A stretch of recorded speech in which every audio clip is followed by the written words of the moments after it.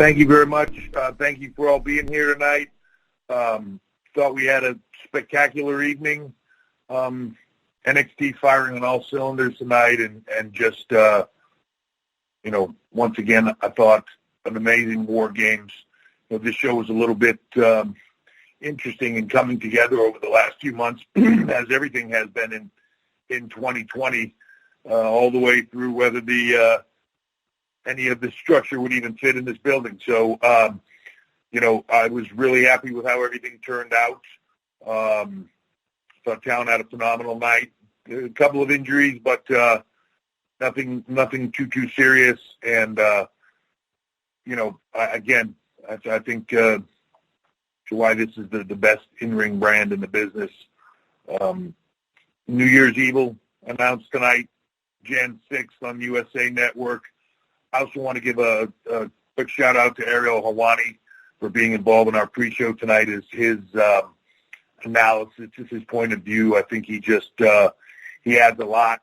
His credibility, his positioning. Ariel is incredibly smart, is one of the most knowledgeable sort of fans of what we do. His knowledge of it and his love of it goes all the way back to being a kid. And for me, as we've connected with this over the last few years, I'm always impressed by his love of it and his passion and his knowledge for it. So, just want to say thanks to him. And it's going to be an exciting few months here as we roll into 2021. 20 hasn't been the best year for anybody. But I'm looking forward to getting into 21, getting on a roll. As you saw tonight, TikTok, Karrion Kross is back. Finn returns. We will be back firing complete, and that's a good thing, and I can't wait to do it and to kick 2021's ass. So with that, I will open it up to calls, and we can talk about what was an amazing War Games. Everybody, one question per hour, please. Thank you. That's *1 for questions. We'll first go to Mike Johnson with PWInsider.com. Hey, Paul, how are you? Mike. So when are you guys going to? I'm doing good. When are you guys going to put on a good show? That was a hell of a show tonight. Thank you very much. Yeah, I'm very proud of these. I was just saying to a bunch of people, talent backstage, that it's hard to perform, I think, in this environment and in this time frame where we are, in the world with limited fans and everything else. By the level of performance that they can put on, that they can block all that out and do what they do. The storytelling, to me, is where it's at. That last War Games match, these things were always train wrecks. A lot of intent, a lot of physicality, a lot of big things and big risks and all of it. But the truth is, when the story is great, and this last one was very, very story-driven. It was all about the interaction between all these talent and their story, and that's what I loved about it. It wasn't just about the spots, and that's what makes it. So, to me, I thought the women had an unbelievable night. We say it here, maybe the greatest division anywhere of anything. And I thought everybody else delivered as well. Tommaso Ciampa, Timothy Thatcher put on a clinic. Loomis and Grimes with a hell of a strap match. It was very physical and different. And then, Leon, Damian, and Johnny just, again, telling an amazing story that I don't think you could call all the way through it. And Johnny making history, becoming a 3-time champion. Leon being made. Damian Priest putting on another monster performance. Everybody got over tonight across the board. A lot of new players, a lot of new faces. So I thought we had a hell of a night. So my question is, you mentioned injuries. It looked to me like Candice LeRae had injured her arm in the spot when Shotzi came off the ladder and Candice's arm ended up under the chair. Can you give us any clarity on how she's doing and what's the rest of the injury report for the crew at the moment? Yeah, so we're right now, for the most part, bumps and bruises on everybody. So, what you would expect out of this. Candice is getting checked out now. getting her x-rayed and checked out, so I really don't have a status update yet on that. But you are correct. It's like possibly a broken arm, maybe. We're not sure yet, but we'll see where that goes. Bobby Fish got a little bit of a laceration on his elbow, but we're not exactly sure if it's just the elbow, so we're just kind of waiting to see. But other than that, just bumps and bruises. I hold my breath on these kind of shows every single time. And tonight was certainly no different. But, if that is the extent of it, then we did well. Well, everybody earned their money tonight, and you guys put on a great show. So I think I speak for everybody who saw it when I say thank you for that. And we hope everyone's okay. And I'll acquiesce to everyone else. Thank you for the time. Thank you, Mike. Thank you. And next we'll go to Gary Cassidy with ITR UK. Hi, Paul. Thanks for taking the time.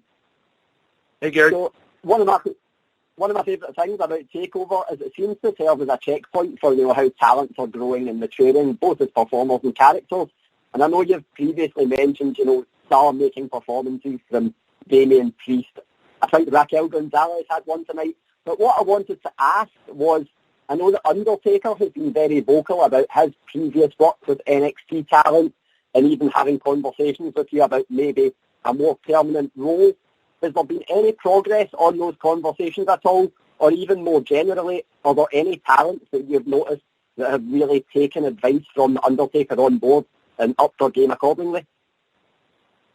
Well, look, I can tell you this, that anytime Taker is involved here, anytime he's walked through these doors, everybody that's here is better for it.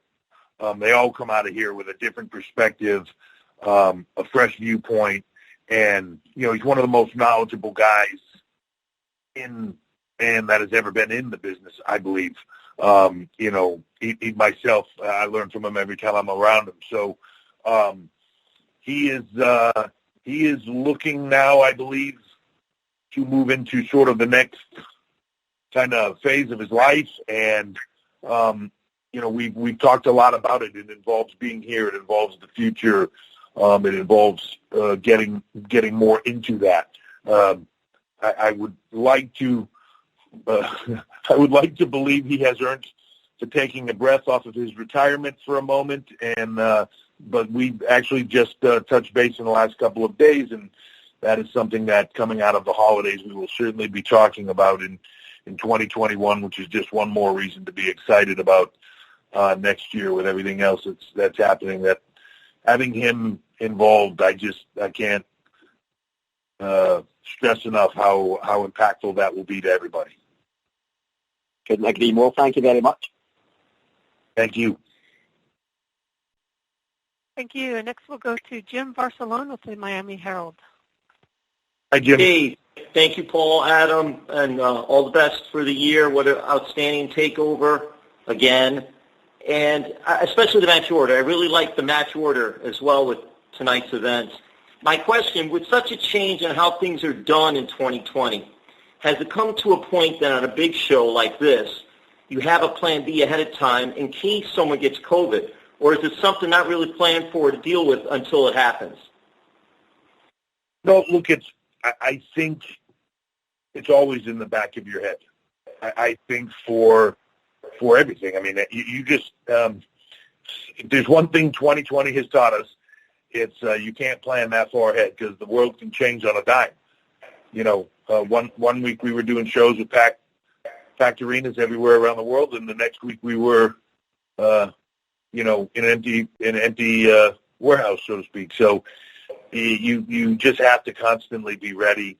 I think it's something that WWE does very well, and it's continued to do, over its 50 years or whatever, is pivot and change and move with the times. And that's something that we're always looking at doing. So you keep it in your head, whether that's injuries, whether that's, something like the pandemic, it's always there. So you always are trying to think of plan B, and we've had to do that a lot, believe me, in the last, 10 months or so. So it's kind of the new norm, but you just keep moving forward, and at the end of the day, it is what it is. And look, the truth is that goes for injuries as well, just as much as it does for anything else. I mean, if you would have told me that Balor and Cross would have been on the shelf at the same time, especially Cross coming out of a win over Keith Lee and becoming champ and having to move on, I mean, you just can't plan for that, Well, thank you. Thanks, Jim. Stay safe. Thanks. And now we'll move to Miguel Leiva with Marca. Hey, Miguel. For having us today. First of all, congratulations on the amazing NXT takeover that we have seen. It has been an incredible show. Paul, NXT takeover War Games was the last pay-per-view for NXT this year, and we know that 2020 is not finished yet. We know that during the show, during the NXT takeover, we saw the announcement of the NXT special, NXT Evo New Year. Also, we've got some upcoming NXT shows, but I want to ask you if you have already set any new goals for NXT to accomplish in 2021, what can we expect from NXT in 2021, and which new main points do you think that the brand must reach next year? For me, I'm always looking to make the brands bigger and better. That's what you strive to do, whether that's in the UK and working with our partners there on BT and, continuing to get them exposure of a brand new brand in that market, or whether that's NXT here. For me, it's about building the future. That's always the biggest thing that we do. It's about moving forward to that future. When you see it tonight with a lot of new people on the show, a lot of fresh faces, a lot of people pulling into their first or second or so takeovers, but just fresh faces moving forward and having new exposure and new opportunities and new chances.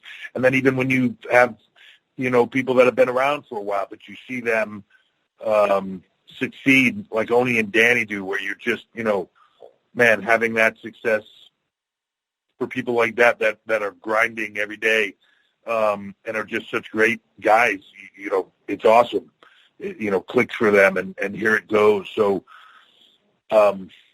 more of that, and more of just creating new stars, creating the future. I believe that this is a brand driven by youth and enthusiasm, and will continue to be going forward. It's what we are, and hopefully 2021 will be a bit of a smoother ride for everybody in the world, and we can all just do what we do as opposed to constantly having to work around it. Thank you so much, Paul, and happy holidays. Thank you. And once again, that's *1 for questions. And we'll now move to John Alba with Central Florida News 13.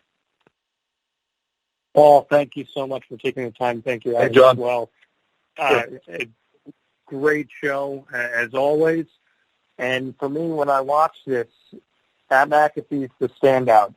And it's pretty incredible to see him elevated in the way that he's been so far. I watch him and I see top guy potential in someone like him. What can you say about his ascension and what his ceiling is?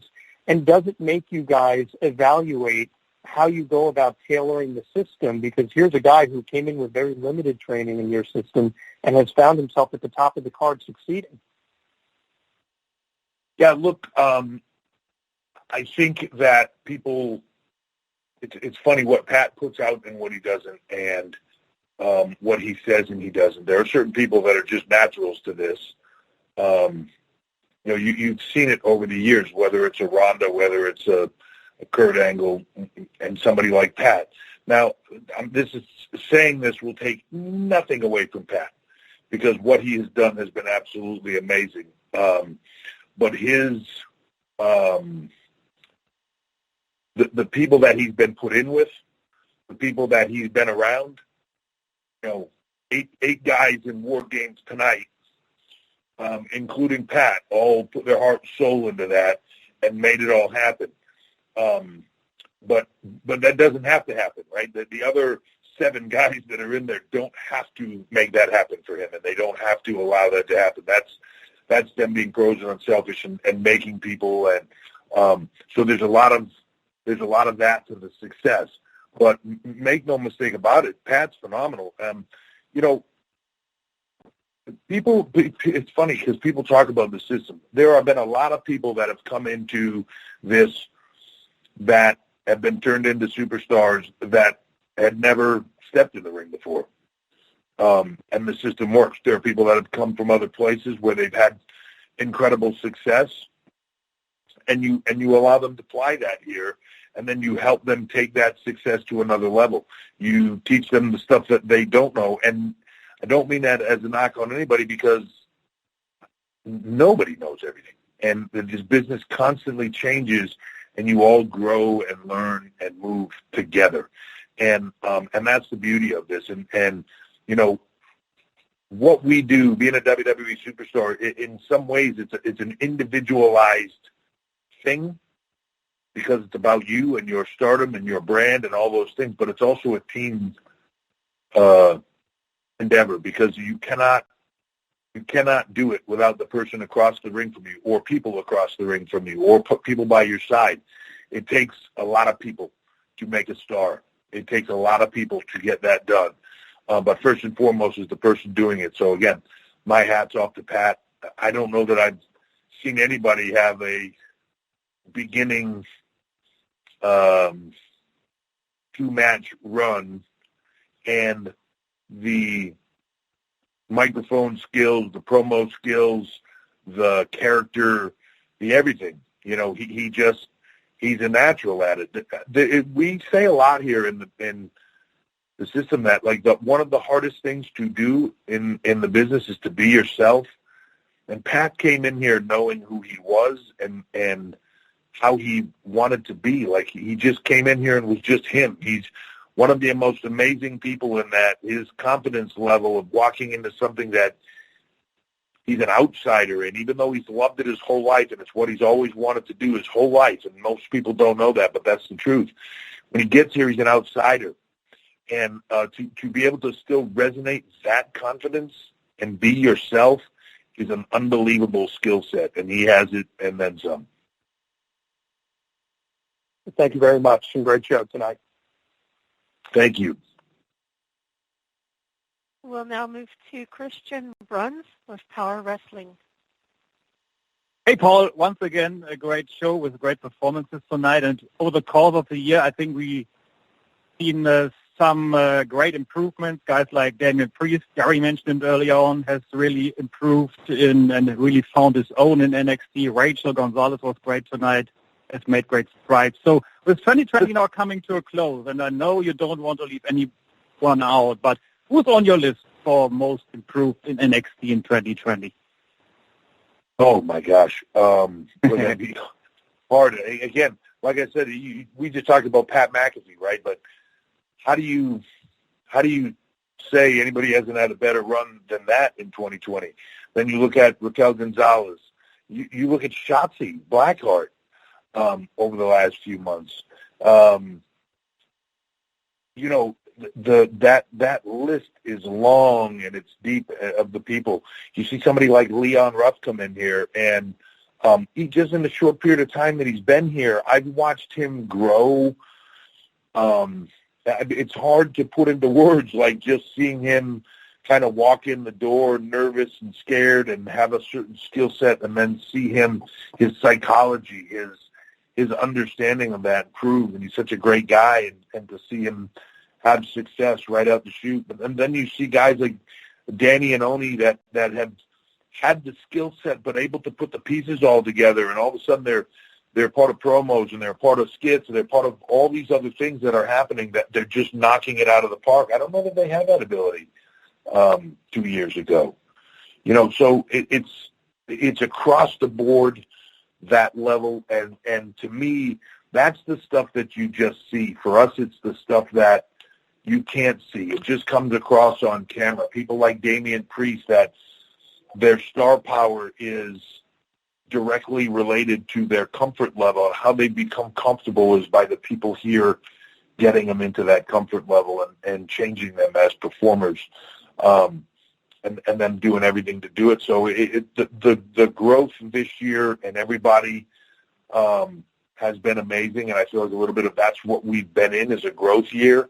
But I look at the talent roster now, across the men, across the women, across all of it. It's deep, and it's getting deeper. And, behind the stars that are shining right now is a whole nother group that I can see performing and growing every day that will be right there, waiting for their shot in that spotlight. So it's an exciting time. Yeah, it looks like there are great things in store for 2021. So very much looking forward to it. Thank you. Thank you so much. Thank you. And next from Wrestling Inc., we have Nick Houseman. Hi, Paul. Thank you very much for taking the time. Sure. Thank you. I wanted to ask you about the new Performance Center class. You guys have some great new talent there. Big fan of the Sauce Alex Zane, but a couple of the Rascals as well. I was wondering if you could talk about why you did not sign Trey Miguel, or if you guys are possibly looking to bring him in and reunite all the Rascals together. Well, look, I don't want to talk about why people are or are not here. Obviously there's a lot that goes into all of that. But for me, the people that do come here, it's seeing the heart and the passion. That really comes down to a lot of it. This is a really it's a passion business. You have to be all in. You have to be invested in this, every bit of you. And sometimes I see people that have been in it a long time, and it shows that they've been in it a long time. And I don't know, sometimes that passion isn't there. I think you see people that are new to it, and sometimes I see like, oh, they like this, but it's not everything to them. There are times when I see people like I see coming in the door now where I just go, man, their passion and their heart, they live, breathe, eat this. When they're at the PC, every time I see them, there's a huge smile on their face. It's like the greatest day of their life, just being in the doors and training and getting in the ring with people and learning. So those are the people we want here. And that's not to say anything about any of those names I mentioned, other than the people that are here because of that heart and that passion. So like you said, the future's bright. There's a lot more coming in behind them.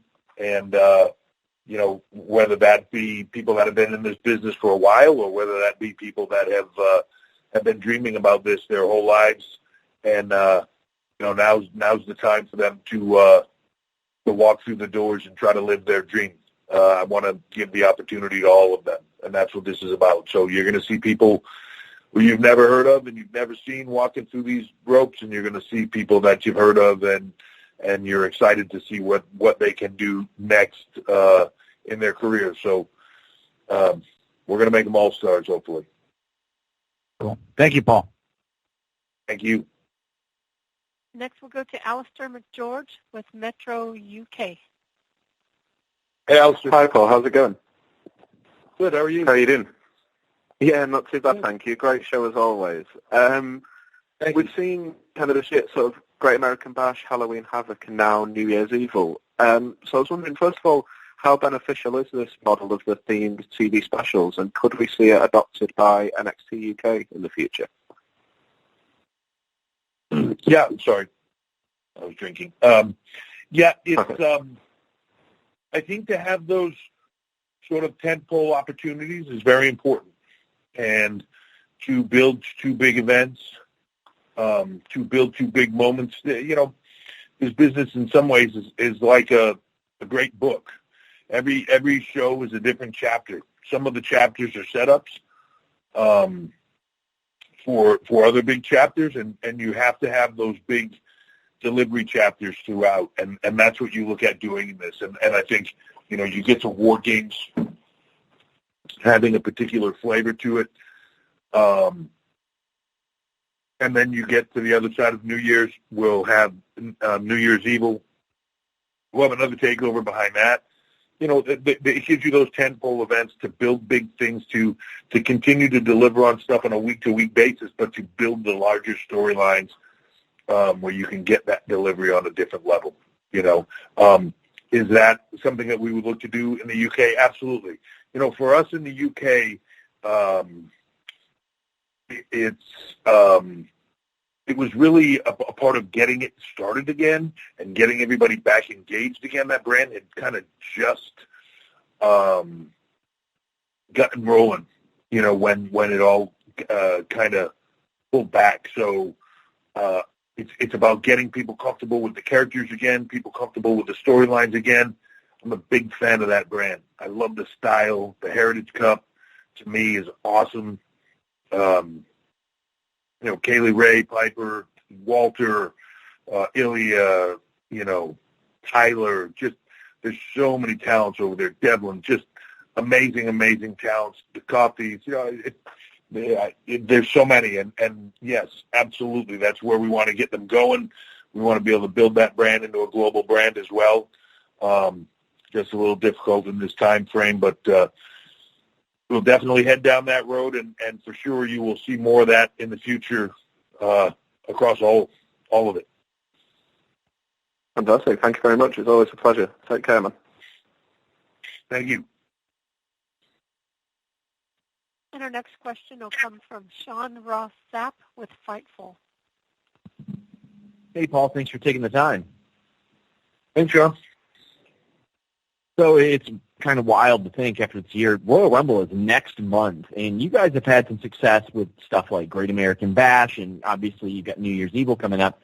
Have you all ever considered doing Royal Rumble as a standalone NXT event? I mean, on the women's side last year, there were more representatives from NXT than any brand, and if not, do you have any say in who it is that goes to the Royal Rumble from the NXT brand when it does happen?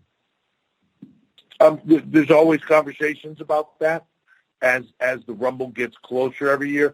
Look, I'm a big fan of having separation. Now, that doesn't mean that's the sole answer, but I'm a big fan of having some separation where there's some uniqueness. I love the fact that Raw and SmackDown have Survivor Series. I love the fact that we have War Games. It's different. It just has a different vibe and a different feel. I love the fact that the Rumble is the big thing that leads you to Mania. I think having those differences are great, and as you are building NXT up into its own brand more and more, having those differences be stark is great. I think when you have moments like the Rumble where they can all come together and have those moments, that's even cooler. So as that gets closer, I'm sure we'll have a lot of conversations about who we feel should be in there and who we feel we want to give that opportunity to. Thank you. Thank you, Sean. All right, folks, we'll do two more, and then we'll wrap for the night. Thank you. Next, we'll go to William Pritchard with WrestleZone.com. Hey, Paul, how are you? Hey, William, how are you? Not too bad. I wanted to ask about the logistics of actually getting the War Games structure inside the Capitol Wrestling Center tonight. I know, on our side of things, there's some concern about how's it going to fit, how's it all going to work. Can you just speak to production-wise how difficult it was, what went right, if you can see things, after the event being over, stuff you would do different, the overall success? Sure. It's a little bit like putting a ship in a bottle. I don't know how they do it. It's just really cool when it's in there.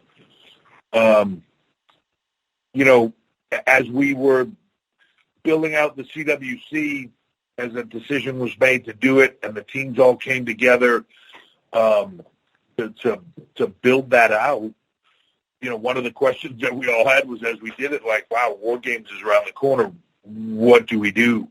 And you start to float all the options around. Everybody does, and then we all come together and make a decision. So as we were thinking about it, one of the thoughts that was made was, how could we get it in here, and how could we do it if we did? And one of the things that makes this company amazing, and I would speak to it is the television production, the teams that make the content, edit it, put it together, is second to none on anything in the world. Kevin Dunn's team, across the board, and then, you know, even some of the guys here that work in the digital production and everything, I just can't say enough. I'm, you know, sometimes we put these shows together, and as the story packages come together, I'm just in awe of what they do and how they put it together.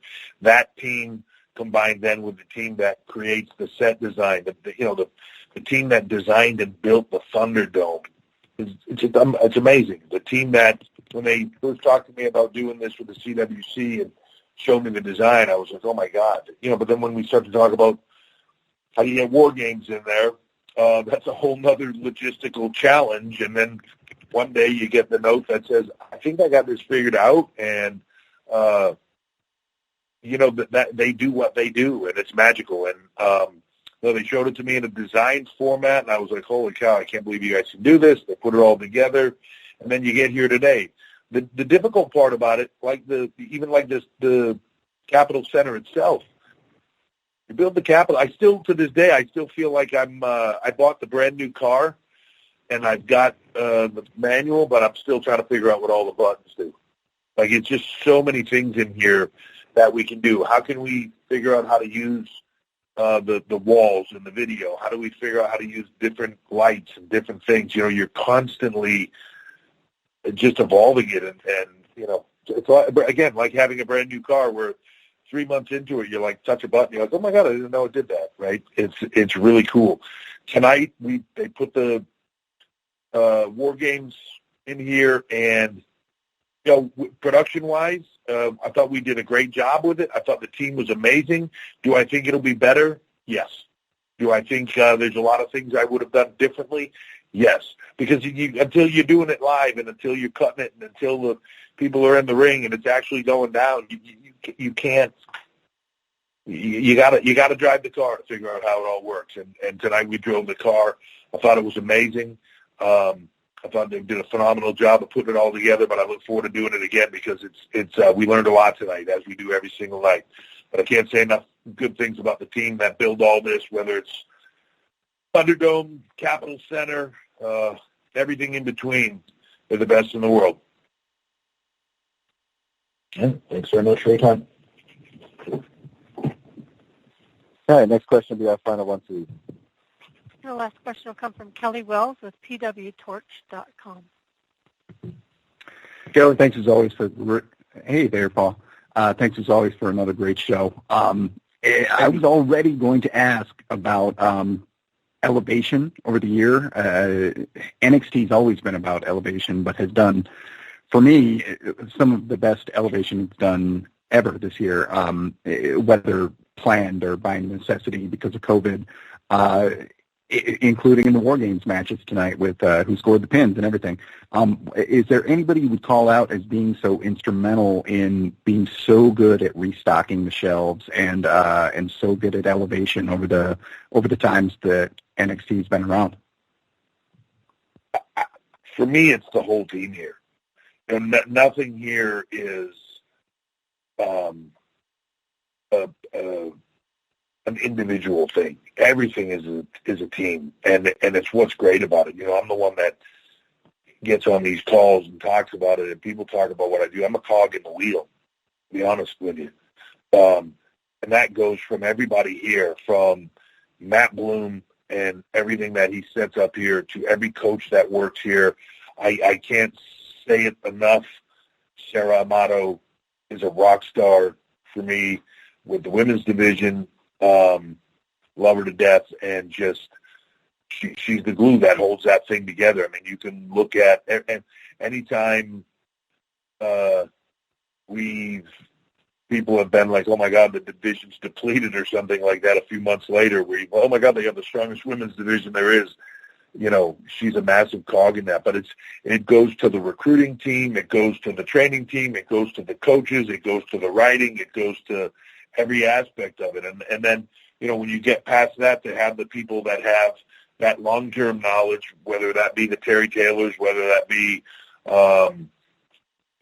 Brian James, the writers, Shawn Michaels being here, hopefully Taker be here more and more, and then input that I get from others as well, and things that you're seeing things along the way that are just allowing you to spot people's potentials where they have that opportunity, and how you can make the best of it. And we all share in helping that happen. And then, to be honest, it comes down to the talent. And I think we harbor a culture here, to me, that is second to none. I know you hear a lot of people talk about it of things. It's not something that we talk about a lot, but internally here, the culture is second to none. It's just you want to succeed. You want people that are here to succeed. You want to push them to that next level, and every tool to do it is here. So to me, sometimes when I see people that aren't doing it or didn't do it, it's usually that there's a mirror that they should be looking in somewhere. That's the hardest to see in a mirror. First thing you got to do is open your eyes, and most people can't when it comes to them. So, it's a tough look, but that's what they got to do. But to me, across the board, it's team effort here. Restocking the shelf is what we do. Building superstars for the future. 90% of Raw and SmackDown came through here. More will. It grows every day, and I'm excited for the opportunity for all of them. Well, great work in a tough year, and thanks so much for the show tonight. I appreciate it. All right, that'll wrap up tonight's call. I'm just going to turn it over to Paul for some closing comments. Thanks. I just, again, thank you guys for the support. I know it's been a hard year for everybody. 2020's been tough.